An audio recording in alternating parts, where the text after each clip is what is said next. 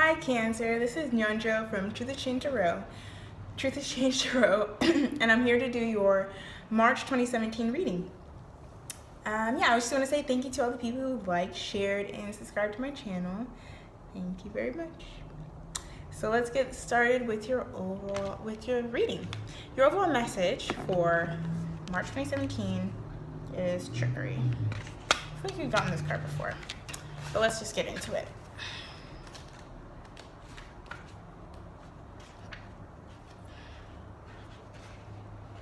So, during trying times, things may be easier if you ask for help. Don't be disappointed if assistance does not come from the place you expect.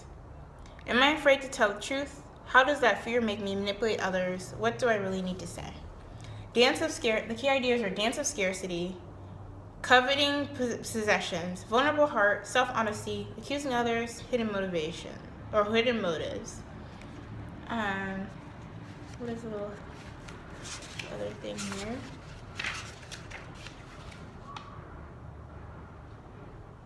Notice here there may be manipulation because of a fear of being rejected. There's no evil intent, only a deep desire to be loved. This card may also indicate that you should practice asking for your true heart's desire rather than fearing someone else's resentment. All right, and your other clarifying messages, is air and ceremony. Air and ceremony. Okay. So what it seems like, I think the emphasis actually is getting support from other people.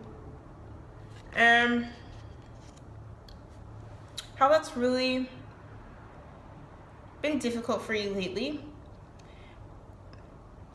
because you just, like it said, you fear being rejected. And I think a part of that fear of rejection is fear of being too much or asking for too much. One of these clarifying cards are very interesting. Ceremony and air. Well, it almost seems like you've kind of developed a ritual or a habit. I don't say habit. Of just like, it was almost like a knee-jerk reaction to your feelings of needing support. It's like you're almost like reaching your hand out and you kind of pull it back because you're just like, what am I doing? What is this? Like, it's like the natural reaction of wanting to have support from other people is being taken over by your mind almost. Like your mind is like trying to put rationale, or your emotions rather. Your emotions and mind are putting rationale to this kind of instinctual need to be connected. And you're like, no, I can't have that. I can't deal with that. I'm good.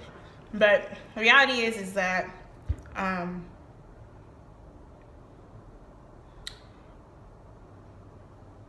with this air card, it's kind of stumping me because I feel like, what I'm getting is like this sensation or emotions of kind of floating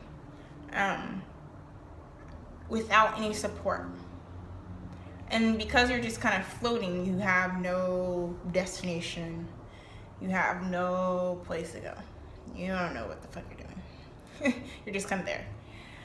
But I think this support that maybe you're reaching out for and kind of feeling hesitant about is kind of guidance around like what you should aim for. Yeah, what you should aim for, what your aspirations should be, what your expectations should be. Yeah, that's a lot of what this is hit. I'm gonna bring up this again.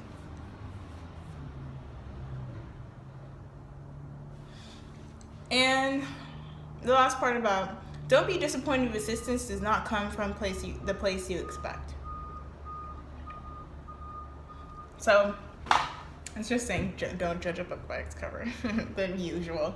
Don't judge a book by its cover. The people who show up in your life might not be people who you initially feel like you want in your life, but these are people who are going to be able to kind of hold you and guide you, even if they don't seem Like, I'm like in their right mind. That's what I'm getting. So, all right, let's move on to the left part of your reading. For the singles here, you have the Four of Pentacles and the Seven of Cups here in reverse. Four of Pentacles reverse, Seven of Cups reverse. So, I think this will go two ways. So you have the options.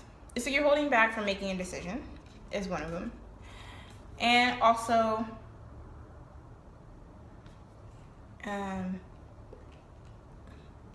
you're in the midst of making a decision to be connected to something you know is right, but there's still some sort of hesitation around it. Let's pull some more cards. Interesting. So you have the Magician and the Fool here. So what it feels like, the sense of powerlessness is overcoming you, and it's making you feel inequipped to be able to take this risk. Whether it be opening yourself up to a new potential partner, new friends, or people coming into your life, this risk feels almost overwhelming. Page of Wands here. And I think the Page of Wands is actually asking you to embody that energy, that fiery energy of just really being very confident and communicating.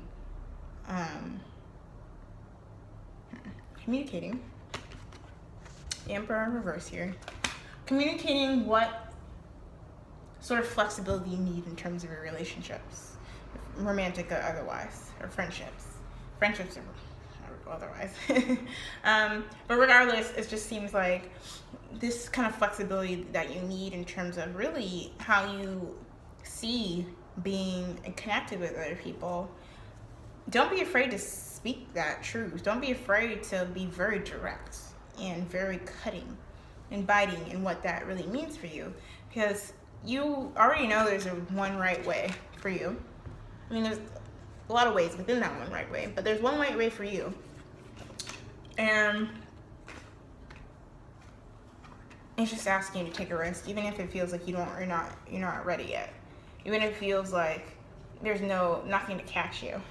You know, that what is going to catch you, what is going to guide you, what is going to give you the motivation and the reason is this communication about your need for flexibility and need for a little bit of structurelessness, need to be in relationships or friendships that do not feel controlling or feel like you are being heavily judged for your decisions. Yeah. All right, let's go to the couple. So you have the Two of Cups, which is beautiful, and then the Nine of Pentacles in reverse. So it seems like y'all have this connection, very deep connection, very balanced connection, but you're not necessarily sure how to carry it forward. It feels a little bit stagnated. It feels a little bit stuck. You're not really sure what you're laying the foundation for, what you're laying the groundwork for. Because you're just kind of doing these things, and yeah. You haven't really, with the Hangman reverse, you haven't really taken the time to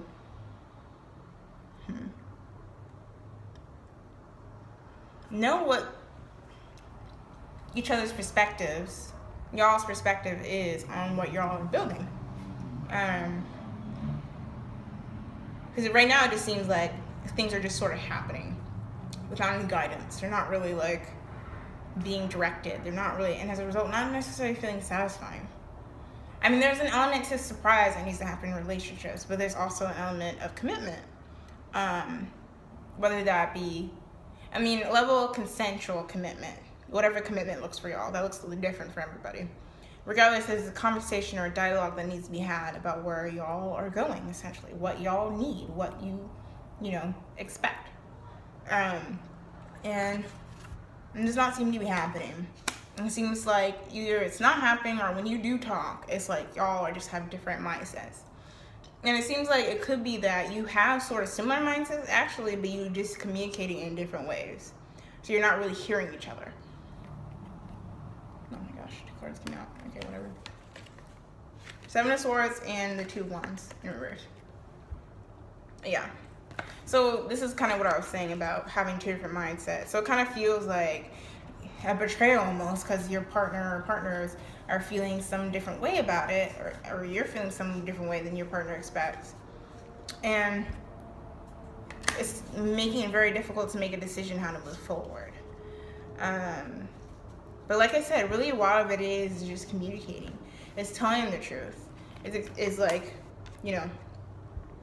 kind of with the Eight of Cups reverse. The Eight of Cups.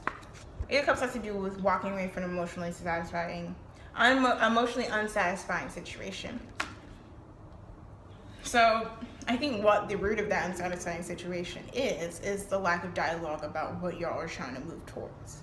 Like, you have all this baggage that you're just carrying, even though despite this beautiful connection that you have. And in order to really unpack it, you gotta really unpack it. You have to have an intention behind the unpacking. Because right now it just doesn't seem like there is any sort of forethought around it. But it's really asking you to use this month to be able to acknowledge it, address it, and then walk away and move away from it. Because if you dwell too much on it, y'all are just going to kind of taint this connection that you have. This connection that feels has the foundation of being very balanced. Okay, so let's get to the work, passion, and community. So we have the Nine of Cups. Awesome. The Ten of Wands in reverse. And the Six of Wands. So basically, you have the Nine of Wands, the Nine of Cups and the Six of Wands. Oh, shit. Oh, it's the Six of Swords. Always gets me. These cards. It's literally the same card. Anyways, the Six of Swords. So good. So